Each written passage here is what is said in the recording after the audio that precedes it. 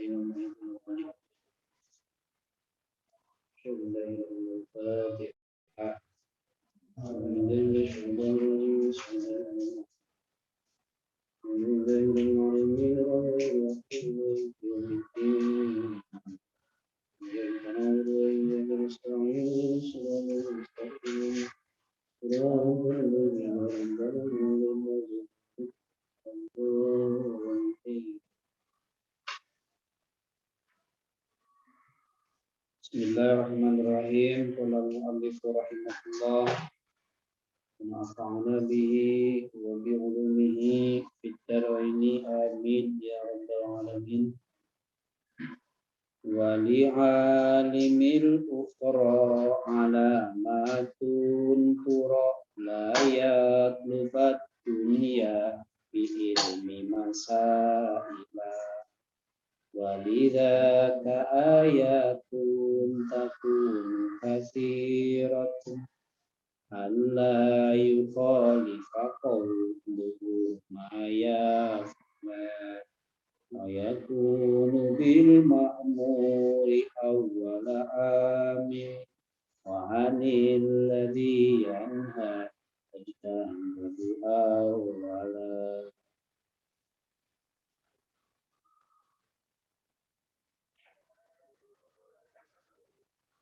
Bismillahirrahmanirrahim. Wali alimil ukhra jeung eta tetep kabar muqaddam eta tetep kangge alim ukhra ulama akhirat atau alim guru yang berorientasi akhirat.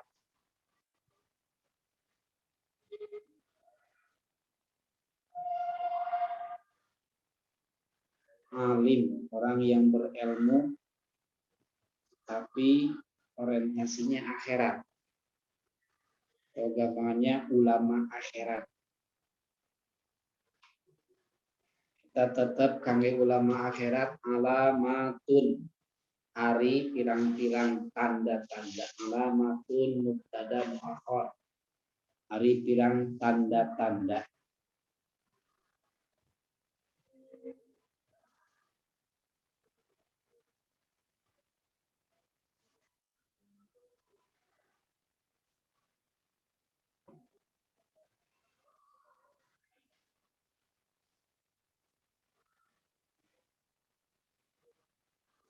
Alamatun ari pirang-pirang tanda.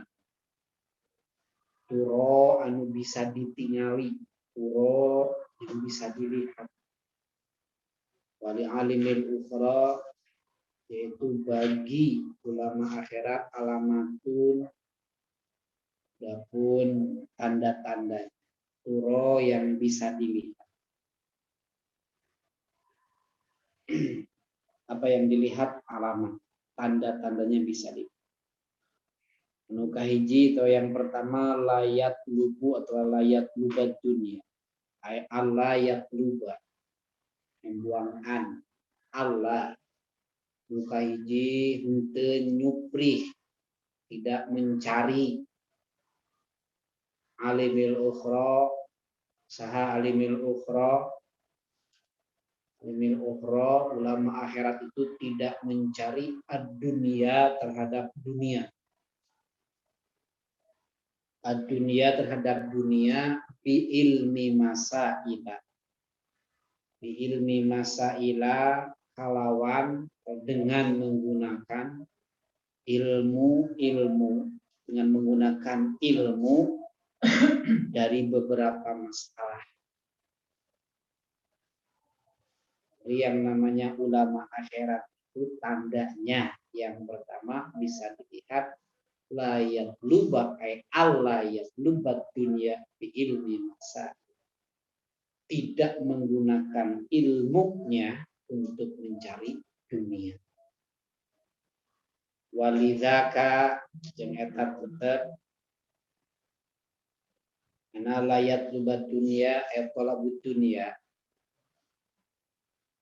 Walidzaka jeung eta tetep ana talabud dunia ayatun ari pirang-pirang tanda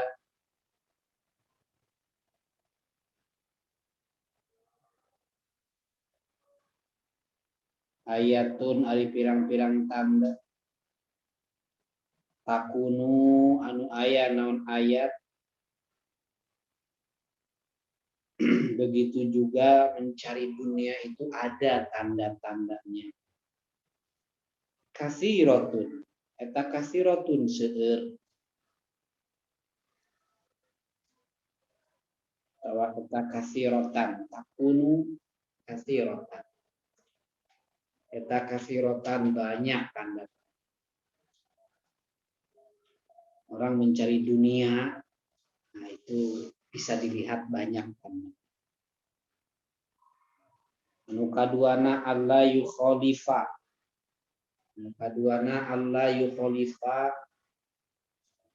Ulama akhirat atau alimul ukhra tidak nulayaan, tidak berbeda. Naon qauluhu ucapan nama. Allah yukhalifah tengah bedaan naon qauluhu ucapan nama alimul ukhra ulangi deui. Allah yukhalifah henteu nulayaan, henteu berbeda. Tidak berbeda naon qauluhu ucapanana alimil ukhra kata ulama akhirat. Tidak berbeda ma terhadap apa-apa yaf'alu yang dilakukan, yaf'alu yang ma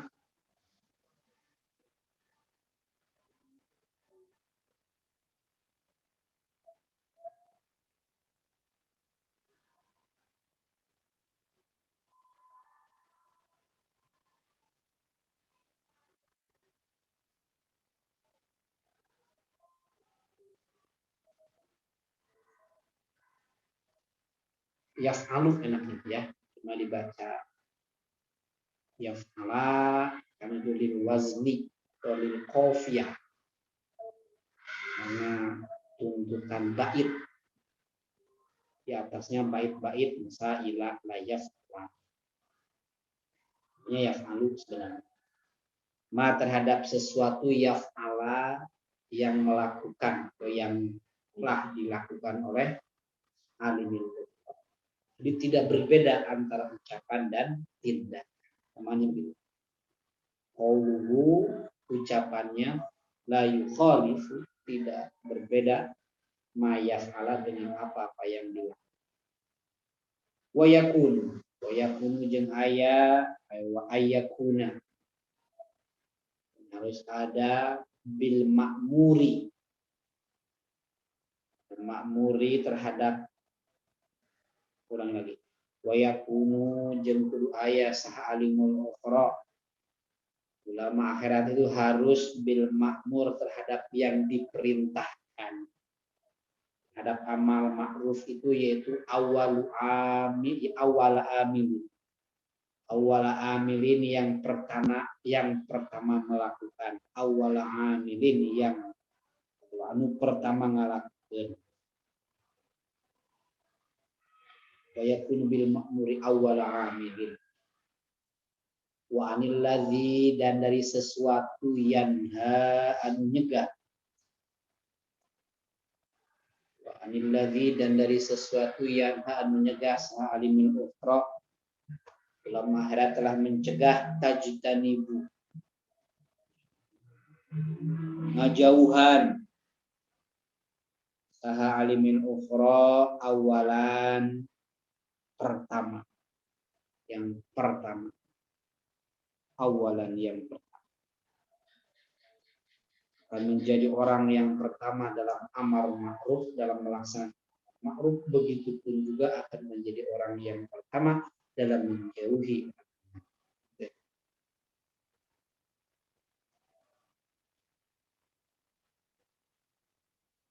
Tajtanibu apa tajannaba itu?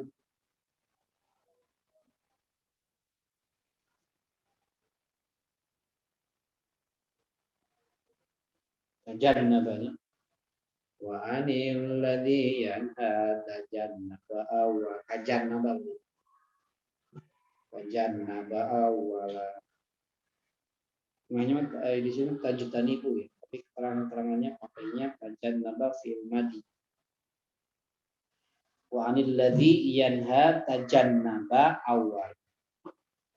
Wali alimil ukhra alamatun turah la yatlubad dunya bi ilmi masaila walidaka ayatun takun katsiratan boleh wa alla yukhalifa qawluhu ayasla wa yakunu bil ma'muri awwal amilin wa anil ladzi yanha tajannaba awwala. Alhamdulillah, kemarin sudah diberikan gambaran-gambaran tentang kriteria yang baik dari seorang santri, seorang tolib, seorang apalagi tolibul ilmi. Kriterianya seperti kemarin disebutkan, yang baik itu seperti itu. Kan yang tidak baik pun digambarkan supaya dijauhi oleh orang-orang yang mencari ilmu. Sekarang lagi, ternyata dunia pendidikan itu tidak hanya santrinya, karena di situ ada orang yang mengajarkan, ada gurunya. Pun demikian punya kriteria yang baik.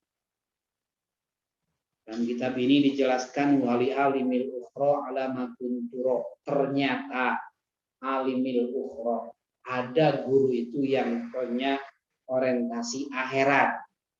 Kalau digambarkan berarti ada dua sisi. Ada guru yang orientasi akhirat, ada guru yang orientasi selain akhirat.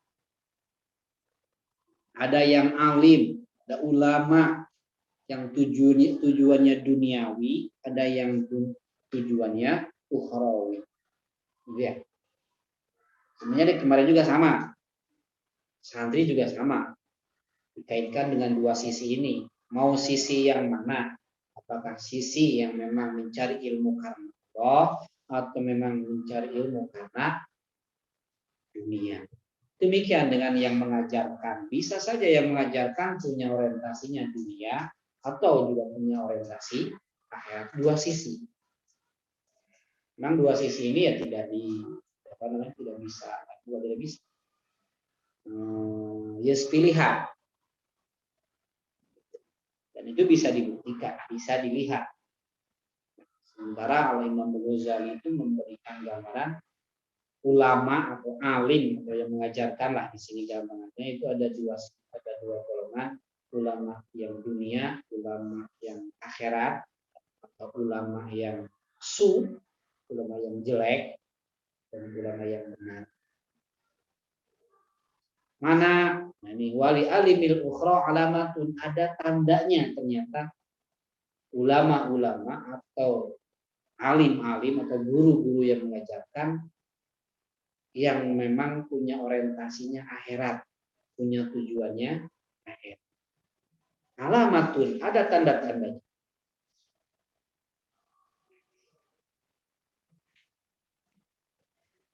Pasti kalau memang tujuannya akhirat adalah niatnya lillahi ta'ala. Niat lillahi ta'ala itu nggak bisa terlihat. Nah, yang namanya niat ada dalam hati. Tapi ini alamatun turo, ada yang memang bisa dilihat. Seperti mana yang pertama, Allah yatlubad dunia bi ilmi masail. Kembali lagi. Dunia ternyata orientasinya tidak orientasi dunia, itu berarti orientasinya akhirat. Tidak ke dunia atau tidak mendahulukan dunia, tapi dia menjadikan dunia sebagai sarana menuju akhirat. Dalam artian bukan meninggalkan dunia, tetapi tidak dijadikan orientasi, tidak dijadikan tujuan. Kalau wasilah mungkin bisa saja, karena itu memang dilewati kan. Jadi yang pertama itu tidak mencari dunia bi ilmi masalah, dengan ilmu-ilmunya, dengan masalah-masalahnya, ilmu-ilmu untuk memecahkan masalahnya, itu bukan karena tujuannya mencari dunia. Tapi maaf, jangan dipahami seorang guru itu tidak boleh punya dunia. Ya. Yang tidak boleh itu punya orientasi dunia, tapi bukan tidak punya dunia. Ya, kiai kaya boleh nggak? Ya boleh. Seorang guru profesor kaya boleh nggak? Ya boleh. Tapi tidak punya tujuan memang mencari dunia. Ya kayaknya dari mana saja? Mungkin ada yang ngasih. Tapi bukan karena memang dengan ilmunya tersendiri, ilmunya itu sendiri, dia memang untuk mengumpulkan hatinya.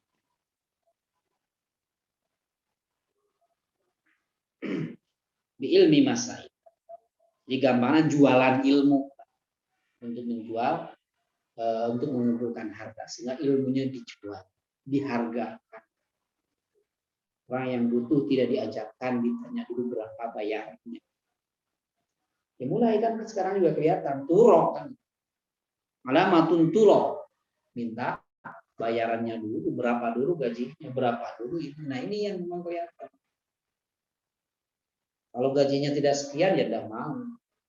Kelas saya kan profesor, masa saya bayarnya sekian? Ya. Mestinya tidak dilihat itunya.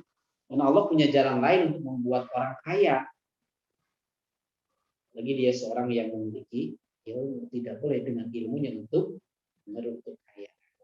Tapi bukan tidak boleh orang tidak menjual ilmu, tidak dijadikan sarana mencari dunia. Ilmu itu tetap adalah ilmu yang suci. Layat lu badul ilmi masa. Yang kedua, walidzalika ayatun. Nah, itu pun juga bisa kelihatan. Orang mencari dunia dengan ilmunya, walidzalika ayatun takunu katsira. Banyak contoh-contohnya. Banyak tanda-tandanya kayak tadi. Minta bayarannya dulu, ini berapa dulu, fasilitas apa dulu, kan kelihatan. Tapi bukan dalam artian kita tidak dihargai dengan apa namanya pemberian. Tapi kita tidak meminta. Orang guru diundang, difasilitasi, berikan akomodasi yang baik, sesuai, yang pantas, kan yang lebih karena memang dimuliakan seorang guru. Itu tidak masalah.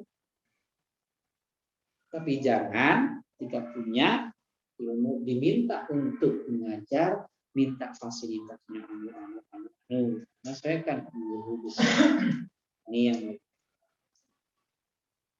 bayarannya berapa? Sekian.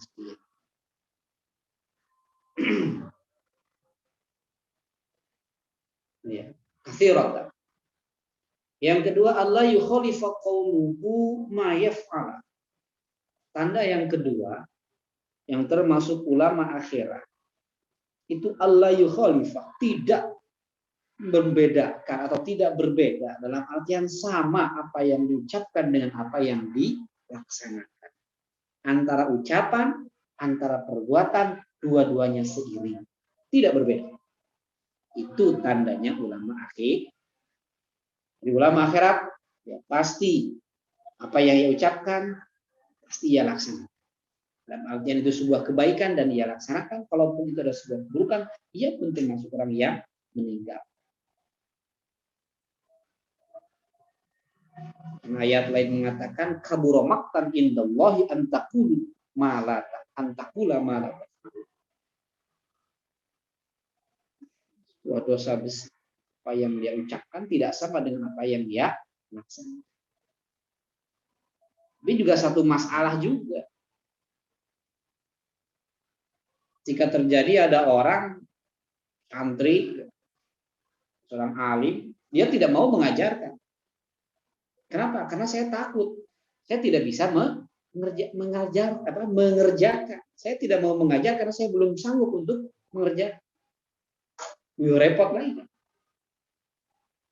Loh, kenapa kamu tidak mengamar ma'ruf? Kenapa kamu tidak mencegah orang untuk melaksanakan keburukan? Karena saya belum bisa melaksanakannya. Tahu itu haram, tapi saya tidak bisa karena memang saya belum bisa melaksanakannya. Ada yang seperti itu. Dan itu pun terjadi pada zamannya sahabat. Ceritakan seorang sahabat ketika ada sebuah perintah itu kabura maqtan indallahi an taqulu ma la taf'alun. Sehingga para sahabat tidak mau amar ma'ruf nahi munkar karena takut. Kenapa takut? Ya karena saya belum bisa melaksanakannya. Sehingga dia tidak mau amar ma'ruf, tidak mau nahi munkar. Nah, kalau melihat ke sini ya memang salah satu tandanya seperti itu. Tapi kemarin ditegaskan, KD dipahami ada dua sisi kewajiban dalam amar ma'ruf nahi munkar. Ada kewajiban tentang keyakinannya, ada kewajiban tentang pelaksanaannya. Ini yang tidak boleh itu dua-duanya tidak dilaksanakan, itu pun juga kurang. Kalau dalam satu kaidah itu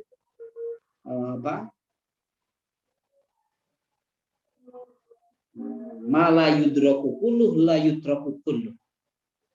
Ketika kamu tidak bisa melaksanakan semuanya, ya kamu jangan tinggalkan semuanya. Punya keyakinan adalah sebuah kewajiban, sehingga menuntut ilmu kewajiban dan tahu itu sebuah kewajiban, disampaikan itu sebuah kewajiban. Satu, dan melaksanakannya juga termasuk cakup perintah. Ada dua kewajiban. Atau peperihan saya hama belum bisa melaksanakan. Gitu ya. Minimal kamu sudah punya keyakinan yang benar. Minimal kamu sudah mengharapkan kebaikan walaupun kamu belum bisa melaksanakan. Makanya sahabat sama Nabi udah tetap kamu amar ma'ruf, silakan sampaikan walaupun kamu belum bisa melaksanakan. Membuktikan bahwa keyakinan saya tetap benar. Meyakini itu adalah sebuah kewajiban walaupun saya belum bisa melaksanakan. Contoh misalkan ada sebuah perintah, ya sholat itu adalah wajib, kemudian zina itu adalah maksiat, kemudian setelah ilmunya kita tahu kan disampaikan, diyakini. Nah ini diyakini baru satu, disampaikan amar ma'rufnya baru satu kan. Melaksanakannya itu adalah sisi yang keduanya. Jadi mala yudraku kulluh la yudraku. Kalau lihat memang dalil ini kabura maqtan indallahi taqula ma la taf'alun. Memang kalau jangan sampai kamu antara ucapan dan lisan kamu berbeda, lisan dan perbuatanmu berbeda. Jadi masalahnya di sini beda. Tetap amar ma'ruf walaupun kamu belum bisa melaksanakan. Tapi satu punya kewajiban ya, satu punya keyakinannya. Keingkaran tentang kemaksiatannya pun sudah ada. Balik lagi, walidzaka ayatun takun alla yukhalifa qawluhum ma yaf. Jadi salah satu tanda bagi ulama-ulama akhirat, ulama-ulama yang baik, ulama-ulama agama Ulama punya orientasi akhirat itu umumnya antara ucapan dan lisan itu ucapan atau lisannya itu sama dengan yang dilakukan.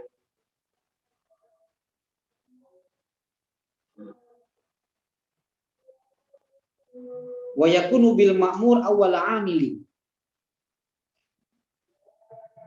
Kemudian yang ketiga, wa yakunu bil ma'mur awwal amili, ini sama.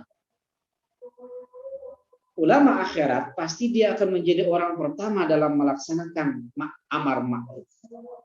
Selain dia menyampaikan tentang amar ma'ruf, ia pun termasuk orang yang pertama melaksanakan amar.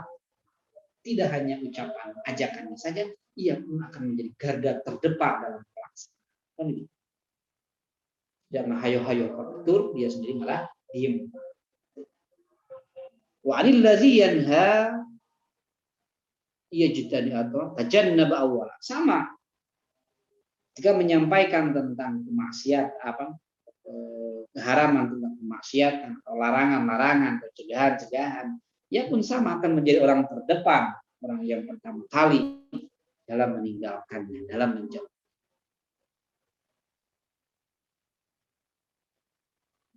Ini ulama-ulama 3 saja ini sudah bisa kelihatan. Tetapi kalau kamu sudah ngaji seperti ini, kamu juga tidak suudon dengan orang. Tetap dijaga. Kenapa? Karena tetap dalam kenyataannya, prakteknya kan kita juga sering melihat. Ulama jadi pejabat. Ulama orang kaya. Kalau lihat kan antara jabatan, kekayaan, itu kan lebih dekat dengan duniawi kan. Sementara ulama akhirat kan bertolak belakang dengan ini semua. Sehingga kan banyak loh bagi orang tasawuf itu benar-benar menjauhi menjadi jabatan. Dunia itu ditinggalkan bagi sebagian yang memahami yang bisa merusak tujuan. Tapi kalau dipahami beda juga, ya bisa terjadi. Ada seorang ulama kok jadi pejabat, apakah orang tersebut juga bisa dikatakan ulama yang tidak akhirat, ulama dunia? Ini belum tentu juga.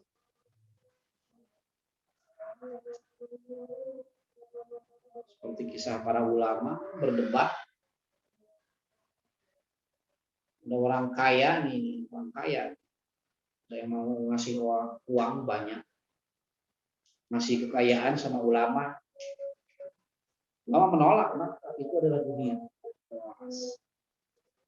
Itu sangat mengganggu atau sangat membahayakan dirinya, sangat atau bisa membawa dirinya kepada kehancuran neraka. Itu dunia ketika dikasih harta, dikasih uang.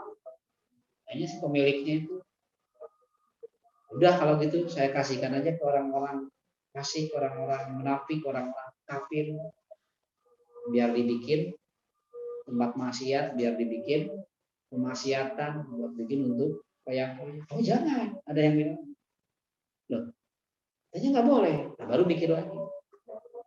Mendingan kekayaan itu berada di tangan-tangan orang yang benar, orang-orang yang daripada kekayaan berada di tangan orang-orang yang begitu. Ini tasarrufnya benar kan? Kalau kekayaan atau jabatan berada di tangan-tangan orang yang itu kan ke sana lihatnya. Kalau kita kan bisa husnudzon kalau dengan demikian berarti cocok nih ada seorang kiai jadi pejabat, cocok nih seorang kiai itu orang kaya. Bukan dalam artian dia tidak bertasawuf, bukan dalam artian dia ulama dunia atau ulama su, bukan.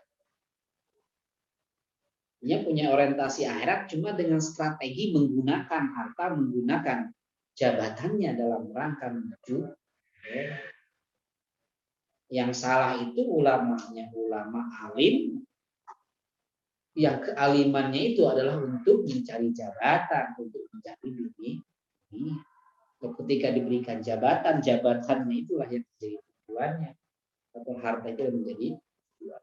Kalau ulama-ulama yang alim yang benar ya itu mendapatkan jabatannya itu akan menjadi sarana dia di dalam berkiprah dalam perjuangan. Tujuannya tetap lillahi. Di sini bisa dilihat memang ciri-cirinya ulama akhirat seperti ini. Tapi ketika melihat kenyataan, kita tidak bersuudzon dulu. Orang yang punya jabatan, orang yang punya kekayaan, itu adalah ulama-ulama dunia, bukan ulama akhirat. Jangan seperti itu. Kita tidak tahu apa tujuan mereka itu. Kalau kita berhusnudzon dengan jabatan yang mereka bisa menggunakannya untuk akhirat. Dengan kekayaan yang mereka menggunakannya untuk akhirat. Karena dia alim yang melaksanakan. Karena dia tahu cara melaksanakan. Dia tahu cara untuk mentasarrufkan itu ya. Layak lubat dunia di ilmu mas. Yang tetap kembali lagi tujuannya bedakan, bukan dalam artian ulama akhirat itu tidak punya jabatan, atau bukan artian ulama akhirat itu tidak punya harta. Bisa saja ulama akhirat itu punya jabatan atau seorang pejabat. Bisa saja ulama akhirat itu juga sebagai orang yang tidak diperkenankan adalah ulama yang memang menjual ilmunya untuk mendapatkan itu yang memang tidak boleh. Walidhalika ayat tentang al-kasiratun ala yukhalif ala yafi'lamuna wallahu